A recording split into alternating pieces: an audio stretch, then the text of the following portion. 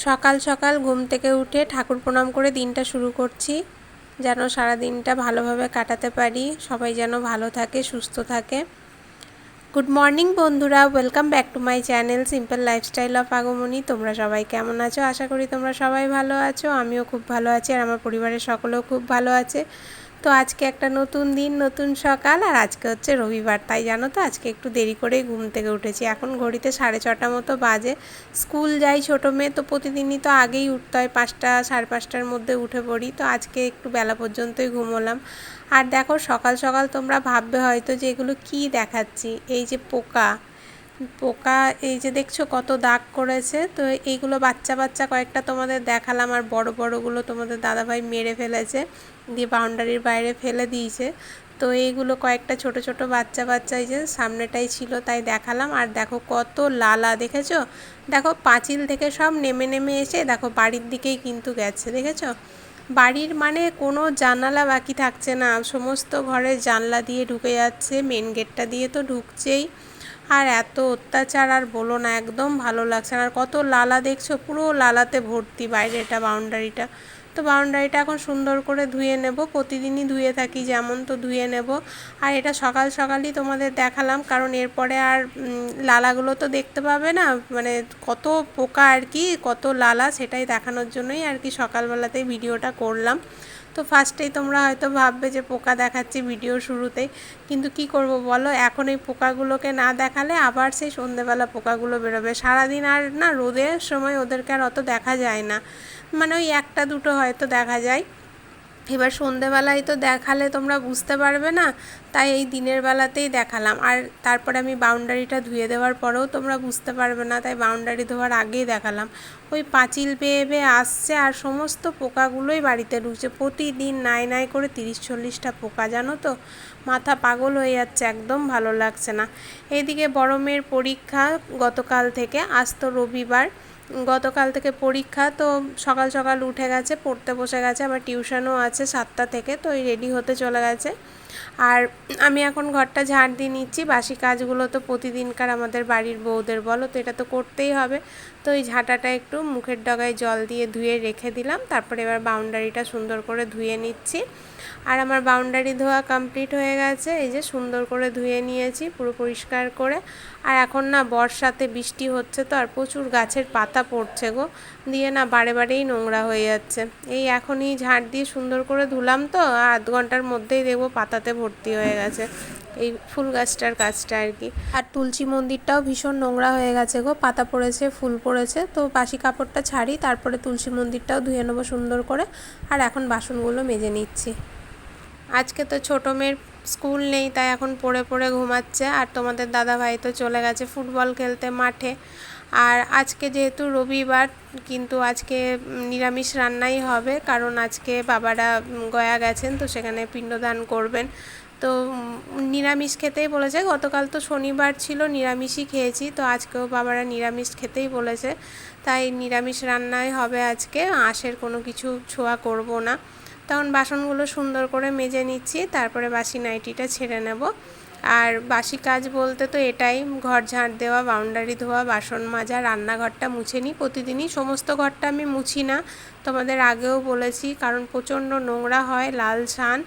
আর এত দেখেছো সিঁড়ির তলা দিয়েই আমাদের গাড়ি রাখা থাকে, আর ওইটা দিয়েই ঢোকা আর বেরোনো আর কি। তো এতবার ঢোকা বেরোনো হয় যে নোংরা হয়ে যায়, তাই আমি ঘর আর মুছি না, শুধু রান্নাঘরটাই সকালবেলায় মুছে নিই। তো সেটাই মুছে নিলাম। তারপরে দেখো বাইরের রাস্তাটাও সুন্দর করে ঝাড় দিয়ে জল ঢেলে ধুয়ে নিয়েছি। দুদিন ধরে এত বৃষ্টি হয়ে রাস্তাটা এত নোংরা হয়ে গেছিলো, মানে বিচ্ছিরি লাগছিল দেখতে, তাই যে সুন্দর করে বাইরেটাও ঝাড় দিয়ে জল দিয়ে সামনেটা সুন্দর করে ধুয়ে নিয়েছি। চলো এবার আমি একটু গায়ে জল ঢালি, গরম করছে, কীরকম একটা যেন ভ্যাপসা চ্যাটচ্যাটে গরম। আর এই পোকাগুলো দেখে এত গা ঘিন ঘিন করে না। তো এই যে ফ্রেশ হয়ে চলে এলাম এখন, আর একটু চুলটা আঁচড়ে নিচ্ছি। গতকালকে সোমবার, শিবের মাথায় জল ঢালবো, তো গতকালকেই মাথায় একবারে শ্যাম্পু করব, আজকে মাথায় আর চান করব না ভাবছি। তো যদি দেখি বৃষ্টি পড়ছে, বাইরে বাইরে কাজ, তো যদি বৃষ্টি পড়ে, যদি মাথা ভিজে যায়, তাহলেই মাথায় জল ঢালবো, নাহলে আজকে আর মাথায় স্নান করব না, একবারে কালকেই করব। এখন সিঁদুরটা পরে নিচ্ছি। সকালবেলায় আমি চুল আঁচড়ে সিঁদুর পরেই থাকি, স্নান করার পরে তো পরি, কিন্তু সকালেও আমি চুল আঁচড়ে কিন্তু সিঁদুর ঠেকিয়ে থাকি। তো চলো এখন এবার রান্নাঘরে যাব। তো রান্নাঘরে গিয়ে দেখি কি বাসনগুলো উবুর দিতে গিয়ে গ্যাসটা তো রাত্রিবেলাতে সুন্দর করে মুছেই রেখেছিলাম, তারপরে তো সকালবেলাতে আর একবার মুছে নিই, এই যে পোকামাকড়ের অত্যাচার বলে। তো বাসনগুলো উবুর দিতে গিয়ে দেখছি যে ওই টাইলসের ওপরেও না লালাগুলো আর কি লেগে আছে, তার মানে পোকা গেছে। তো এই কলটা, সিঙ্কের কলটা আছে, সিঙ্কের কলের ওপর দিয়ে দেখছি লালার দাগ আর কি। তো তোমাদের দাদাভাইকে সেটাই ডেকে বলছি যে পোকা ঢুকেছে নিশ্চয়ই রান্নাঘরে কোথাও লুকিয়ে আছে, তুমি এসে একটু দেখে যাও। তো বললো তুমি গ্যাসটা মুছে বাইরে এসো, তারপরে আমি দেখছি। তো গ্যাসটা ওই যে হালকা করেই মুছে নিচ্ছি, রাত্রিবেলা ভালো করেই মুছে রেখেছিলাম। আর ওভেনগুলোকেও ধুয়ে রেখেছিলাম, তো ওভেনগুলো শুকিয়ে গেছে, ওভেনগুলোকে লাগিয়ে দিয়েছি। আর এই যে ভিজে কাপড় দিয়ে হালকা হালকা করে আবার সুন্দর করে পরিষ্কার করে মুছে নিচ্ছি। তো ওই কলের কাছে তো দেখছি লালা লেগে আছে, তারপরে আমি না এই গ্যাসের টেবিলটাতেও দেখছি যেন মনে হচ্ছে যেন দাগ দাগ আর কি, লালার দাগ দাগ। তো তোমাদের দাদাভাই এসে বলছে যে না এখান দিয়ে যায়নি, ওই কলটার ওপর দিয়েই গেছে। তো এই দেখো তোমাদের দাদাভাই এখন গ্যাসের নিচেটা তাও একবার দেখছে, আমি যেহেতু বলেছি যে ওখান দিয়ে মনে হচ্ছে যেন গেছে। তো এই যে দুজনে মিলে এখন পোকা খুঁজছি, নিশ্চয়ই পোকা তো আছেই ভেতরে একটা, ঢুকেছে যখন রান্নাঘরে আছে। একদিনকে জানো ওপরে, একদম ওপরে উঠে গেছিলো রান্নাঘরে, মানে ওই জানলার ওপরটাতে উঠে গেছিলো। আর প্রতিদিনই দুটো তিনটে করে পোকা ঢুকছে ঘরে, তো প্রচুর ঢোকে, আমার বেডরুমে বলো ডাইনিংয়ে বলো, এদিকে আবার রান্নাঘরেও এই যে বেসিনটার নিচে যে ফুটোটা আছে ওই ফুটোটা দিয়ে ঢুকে যাচ্ছে। তো দেখো বললাম না রান্নাঘরে পোকা আছে, তো দেখো এই পোকাটা রান্নাঘর থেকেই কিন্তু বেরোলো, গ্যাসের পেছনে ছিল। মানে কত তারা সারা রাত ধরে কত কোনটা কোনটা দিয়ে ওরা হেঁটে গেছে, কলের ওপরে লালার দাগ দেখলাম, তারপরে দেখছি কি মানে সিলিন্ডারের পেছনে পোকাটা। এখন ছোটো মেয়েও ঘুম থেকে উঠে গেছে, তো ওকেও ব্রাশ করে নুন চিনির জল করে দিলাম, তো ওর খেলো। আর এখনও আমার বিছানা তোলা হয়নি, যেহেতু ছোটো মেয়ে এখনই ঘুম থেকে উঠলো। এদিকে আবার কলেও জল চলে এসছে, তো ভাবলাম কলের জলটা ভরে নিই, তারপরে বিছানাগুলো গুছিয়ে নেবো। তো এখন জল ভরে নিচ্ছি। আর এখন বর্ষাকালের জল তো কি ঘোলা জলটা জানো, প্রচণ্ড নোংরা জল আসছে। তো এই জল খেয়ে মেয়ে দুটো তো শরীর খারাপ হয়ে যাবে, তাই তোমাদের দাদাভাইকে বললাম যে কেনা জল নিয়ে এসো, এই জল মেয়েদেরকে খাওয়ানো যাবে না। আমি আর তোমাদের দাদাভাই যদিও খেতে পারি এই জলটা, ফিল্টারে ভরে ধরো ফিল্টারের জলটা খাবো, অল্প তো ফিল্টার হবেই, কিন্তু মেয়ে দুটোকে এই জল খাওয়ানোই যাবে না। প্রচণ্ড ঘোলা জল আসছে, একদম কেমন হলুদ হলুদ জলের রঙটা, দেখেই আর কি কীরকম লাগছে। তো যাই হোক, এদিকে তো আমার জল ভরাও কমপ্লিট হয়ে গেল, বাসি কাজকর্ম সব কিছুই কমপ্লিট হয়ে গেছে। আর পোকাগুলো দেখলে তো, এত পোকা তোমাদের বলে বোঝাতে পারবো না, প্রতিদিন নাই নাই করে 50টা থেকে 60টা করে পোকা বেরোচ্ছে জানো। আর ওই পোকাগুলো ওই পাঁচিল টপকে টপকে আসছে, আর সমস্ত পোকাগুলোই ঘরের ভেতরে ঢুকে যাচ্ছে, এই ডাইনিং দিয়ে দেওয়াল বেয়ে বেয়ে বা ওই নিচে সান দিয়ে হেঁটে হেঁটে আসছে। এবার দরজার কাছে নুন দিয়ে রেখেছি, আর তোমাদের বললাম যে চুন তারপরে ব্লিচিং সমস্ত কিছুই আনা হয়েছে, দেওয়া হচ্ছে, কিন্তু ওগুলো মানছে না, শুধু নুনটাই একটু মানছে। কিন্তু নুনটা এবার দেওয়ালে দেওয়ালে কী করে দিই বলো, এবার ওই চৌকাঠের কাছে লম্বা করে দিয়ে দিচ্ছি, তো চৌকাঠ দিয়ে ঢুকতে পারছে না, তো দেওয়ালের গা বেয়ে ঘরে ঢুকে যাচ্ছে। এত অত্যাচার করছে না, একদম ভালো লাগছে না। আর ঘরে ঢুকছে ঢুকছে তাতে যদিও আমার সমস্যা লাগছে না, রান্নাঘরটা আমার প্রচণ্ড ঘেন্না করছে, রান্নাঘরে যেখানে সেখানে ঢুকে যাচ্ছে। এবার বলো এরকম করে পারা যায়, এত অস্বস্তি করছে কি বলবো, এবার কাকে বলবো বলো, কিছু করার নেই। ওই রান্নাঘরে ঢুকে খালি প্রথমে আমি দেখি যে কোথাও পোকাগুলো ঢুকে আছে নাকি। রান্নার তাকগুলোতে তো আমি বাসন রাখতেই পারি না, নিচের তাকটা দেখবে আমার পুরো ফাঁকা, আমি নিচে কিচ্ছু রাখি না। এই সবজিগুলো জানো তো ওই গ্যাসের পাশে সিলিন্ডারের পাশে আমার রাখা থাকতো আগে, তো ওখানেও পোকা ঢুকে যাচ্ছে বলেই এখানে টিভির নিচে টেবিলটার কাছে রাখতে হচ্ছে বাধ্য হয়ে, জানো। ডাইনিংয়ের মধ্যে রাখতে আমার ইচ্ছে করে না, কারণ সোফাতে আসে কেউ বসে, এবার ওখানে আনাজগুলো থাকে, খারাপই লাগে। তো ওই রান্নাঘরে রাখি, পোকার কারণে শুধু রাখতে পারছি না। আর ওই ভাড়ার ঘরে রাখতে পারি, কিন্তু বাবা যেহেতু ওখানে শয় ধরো, এবার সমস্ত কিছুই যদি ওই ঘরটা জাম করে রাখি তাহলে তো একটু অস্বস্তি হয়, ধরো এক পাশে শন যেহেতু একটু তো পরিষ্কার রাখতেই হবে এক সাইডটা। আর এখানে বসেই তরকারিটা কাটা হয়, মা এখানে বসেই কাটে, আমি কাটি। তো আমি এনে এনে কাটতেই পারি বটি ঝুড়ি, কিন্তু মা মানে এখানে রেখে এখানে বসে কাটতে পছন্দ করে, তাই আর আমি সরাই না, এখানেই রেখে দিই।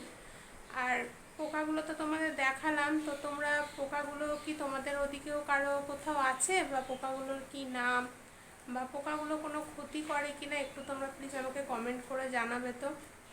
পোকাগুলো না আগে ছিল না, এই 4-5 বছর ধরে পোকাটা দেখতে পাচ্ছি। আগে একটা দুটো দেখতে পারতাম, মানে পেতাম বাইরে বাউন্ডারিতে, কিন্তু ঘরে ঢুকতো না। আর এই 3-4 বছর ধরে বেড়েছে, তবুও ঘরে ঢুকতো না, কিন্তু এই 2 বছর ধরে যেন এত অত্যাচার করছে, মানে কি বলবো। এই বর্ষার সময়টা তো প্রচণ্ড বেশি, যখন অতিরিক্ত গরম পড়ে তখন কিন্তু অত বেরোয় না, বেরোই 2-4টে করে বেরোয়, তো যাই হোক অতটা ঘেন্না লাগে না। কিন্তু এখন যেন একদম গিজগিজ করছে, তোমাদের তো বাইরেটা দেখালাম, দেখলে তো কত দাগ। তো এই যতগুলো দাগ ততগুলোই পোকা আর কি, এরকম ব্যাপার। তো ভীষণই অস্বস্তি হচ্ছে, কিন্তু কিছু করার নেই, কি করব আর। তো যাই হোক, আজকের কাজকর্ম সকালের মর্নিংটাই দেখাবো বলেছিলাম তোমাদের, তাই মর্নিংয়ের কাজকর্মগুলোই দেখালাম। কাচবো, এই মায়ের ঘরে চাদর, বালিশের ওয়ার এগুলো ভিজিয়েছি, বাবার রুমেরটাও ভিজিয়েছি, আর আমার রুমে শুধু চাদরটাই ভিজিয়েছি। আর এই বালিশের ওয়ারটাই যে তোমাদের দাদাভাই এখানে শুচ্ছে, মা বাবা নেই, তো তোমাদের দাদাভাই এই রুমটাতে শুচ্ছে একাই, আর আমি 2 মেয়েকে নিয়ে ঘরে শুচ্ছি। তো তোমাদের দাদাভাই তো এই বালিশটা ছাড়া শুতে পারে না, তাই বালিশটাকে নিয়ে এসেছে। আর তো এই ওয়ারগুলো তো আমি কাচলাম 2 দিন আগেই, তাই আর আমার রুমের বালিশের ওয়ারগুলো কাচ্ছি না, শুধু চাদরটা ভিজিয়েছি। তো কাছাকাছি করে নেব, জলটা আসুক, একবার তো জল এলো ভরলাম, আর একবার সেকেন্ড টাইম যখন জল আসবে তখনই ভরে নেব। আর জল খাবারের আজকে কোনো ঝামেলা নেই, গতকালকের পনিরটাও অনেকটা রয়েছে তোমার, তারপরে কি বলবো, ফ্রাইড রাইসও অল্প রয়েছে, মানে ফ্রাইড রাইস আমার মেয়ে দুটোর হয়ে যাবে, এরকমই রয়েছে। আর গতকালকে তোমাদের দাদাভাই রাতে ফ্রাইড রাইস খায়নি, ও মুড়ি খেয়েছিল, দুপুরবেলায় খেয়েছে, তো বলছে রাত্রিবেলাতে খাবো না, ভেবেছিলাম রাতে রুটি করব, তো রুটি করতেও মানা করলো। তো আমি বড় মেয়ে আমরা দুজনেই ফ্রাইড রাইস খেয়েছিলাম পনির দিয়ে, আর ছোটো মেয়ে কিন্তু কিছু খায়নি জানো, ছোটো মেয়ে ওই যে বললাম ম্যাগি করে দিয়েছিলাম সন্ধেবেলায়, তো ওই ম্যাগিটাই খেয়েছিল। তারপরে কিন্তু রাত্রিবেলাতে তো পড়তে বসেছিল, তারপরে উঠে আমরা যখন খেতে বসলাম অনেকটা রাত করেই খেয়েছি, 10:30টার সময়, তো বললাম একটু খা, তো কিছুতেই খেলো না। তো ওর বাবাও মানা করলো, বললো বমি করে দেবে, ছেড়ে দাও, জোর করে খাওয়াতে হবে না। তো আমি আর বড় মেয়ে খেয়েছিলাম, আর তোমাদের দাদাভাই অল্প মুড়ি খেয়েছিল। তো মুড়িতে কিছুই নেয়নি, ওই শুধু জল ঢেলে অল্প নুন দিয়ে কাঁচা লঙ্কা দিয়ে মুড়িটা খেয়েছিল। আর গতকালকেও নিরামিষ হয়েছিল, আজকেও কিন্তু আমাদের নিরামিষই হবে। আজকে বাবারা যেহেতু পিণ্ডদান করবেন ওখানে, তো আজকেও নিরামিষ খাবো। তো এখন রান্নার ঝামেলা নেই, বেলা করে করবো, যেহেতু ওখানে কাজকর্মগুলো মিটবে, তারপরে বাবা ফোন করে জানাবেন, তবে ধরো রান্না বসাবো, তার আগে তো বসাতে পারবো না। তো এটাই তো, আজকেও ভাবছি ওই কালকে ওরকম খাওয়া হয়েছে, তো সেদ্ধ ভাতই করবো, বিশেষ কিছু করব না নিরামিষে। তার মধ্যে হয়তো মুগের ডালটা করব, বা বিউলির ডালও করতে পারি, দেখি। তো ঠিক আছে, চলো আজকের ভিডিওটা আমি এখানেই শেষ করছি, মর্নিং রুটিন যেহেতু, তো মর্নিংয়েই শেষ করে দিচ্ছি। গতকালকে একটা নতুন ভিডিও নিয়ে আসবো। আর তোমরা কিন্তু পোকাটা কি পোকা অবশ্যই জানাবে যদি তোমরা কেউ জেনে থাকো। তো সবাই ভালো থেকো, সুস্থ থেকো, বাই।